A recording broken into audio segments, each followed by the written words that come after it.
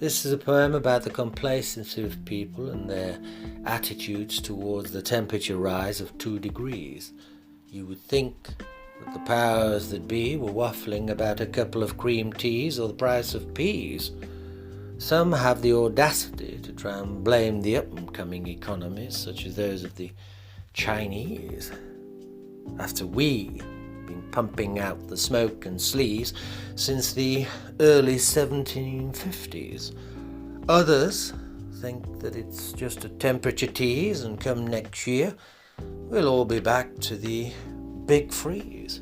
I don't know what it's going to take to wake up these world's most powerful trustees. Maybe once it begins to back flush the drains up around their proverbial knees.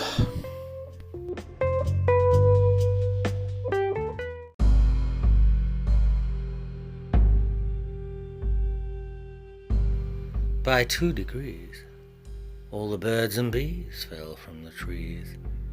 We swept them up into neat little piles, as though they be dead autumn leaves. Our leaders didn't seem too perturbed. They were more interested in the falling stock markets and the plunging prices of commodities. By another 2 degrees, all the low countries had sank beneath the seas, and our world had 2 billion more refugees.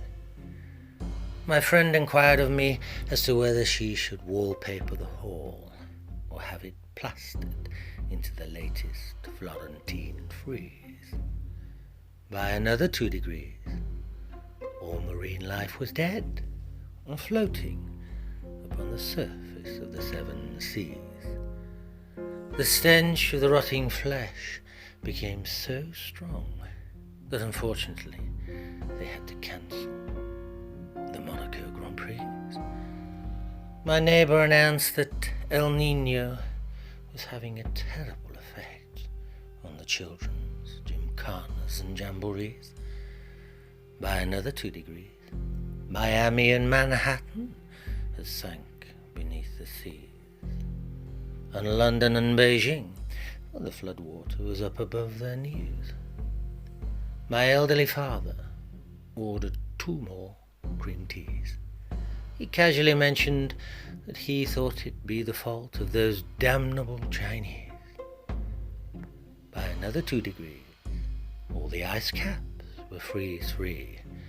The Eskimos had shot the polar bears and were now selling off the land to the London refugees.